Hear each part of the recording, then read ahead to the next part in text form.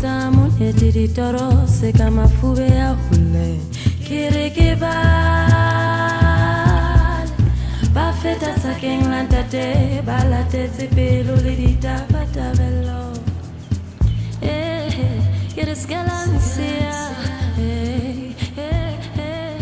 get us galancia kambaka gana kadi tudum kaletsa mai satsela. Good morning. It is now 5:10 in the morning. This is actually the day 4 diary, even though I'm doing it on day 5. I thought I wouldn't post one yesterday because there really wasn't that much to talk about, but I realized I actually do too much. So it's better for me to post a short diary session than to not do one at all, because then I would have just blabbed on in the day 5 one. Day 4 went pretty well. Literally it was a drive from Letaba all the way down to Pretoria Scope. Pretoria Scope is on the border of the Kruger in the southern part. If you come through Open Gate, which is also one of the famous Kruger gates, Pretoria Scope will be one of the first camps you pass by. Yeah, there was really not that much to write home about. This is my accommodation, by the way. I just packed up my bag. I took a shower at around 4:30 in the morning. There's literally nothing to write home about. It is a round room with 2 beds in it. Nothing fancy. There's a fridge and the aircon works, which is most important. It was 40 degrees yesterday. Today is 42 degrees.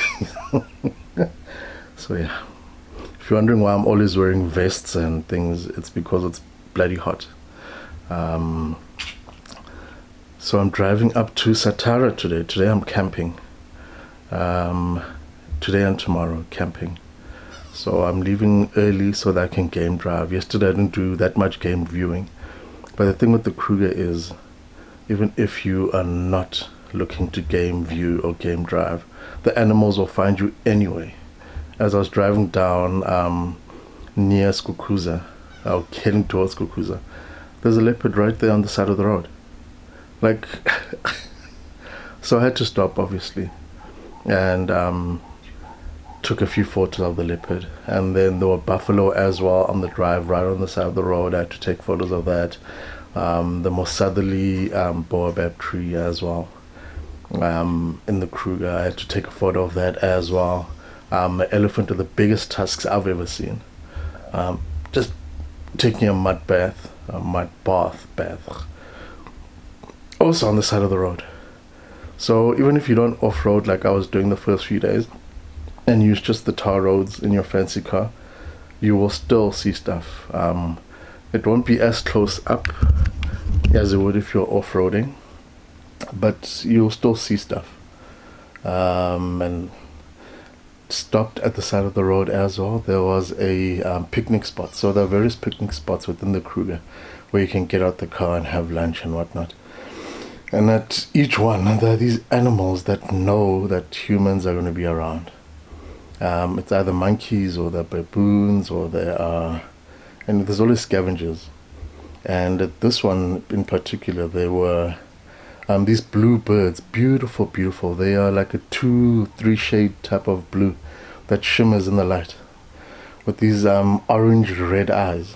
Gorgeous, gorgeous birds, and they make the funkiest sound when they chirp. But they are bastards.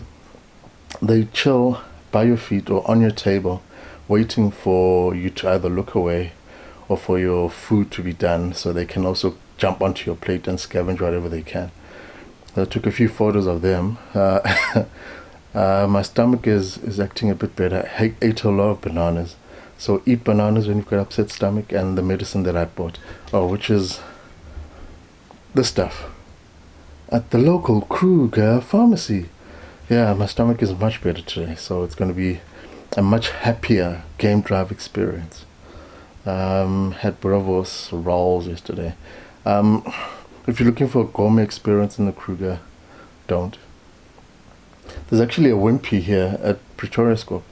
I was so shocked when I saw that there's a wimpy. And here at Skukuza, there's a mug and bean.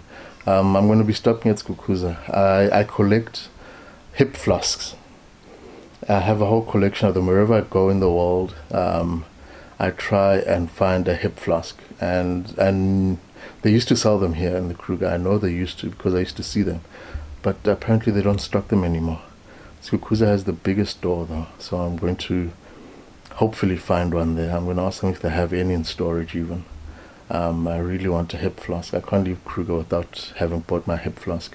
I bought a few Curio things as well. Ostrich egg, wristbands and stuff. Coffee mugs. So there's lots of touristy memorabilia if you're into that type of stuff. But yeah, today, I wanted to gripe.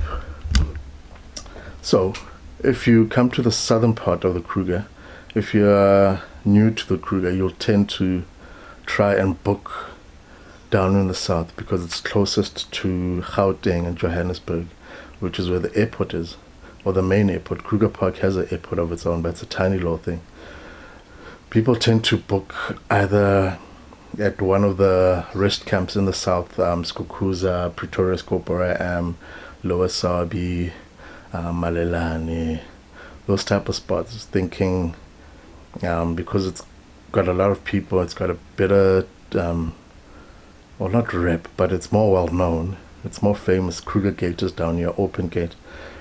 They assume that it's the spot to be. No.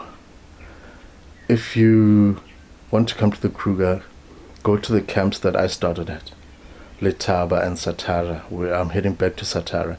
The people who stay at the middle and more northerly camps are the type of people who are here to actually game drive and look at animals. They're friendlier. You'll find them actually waving at you as they drive by.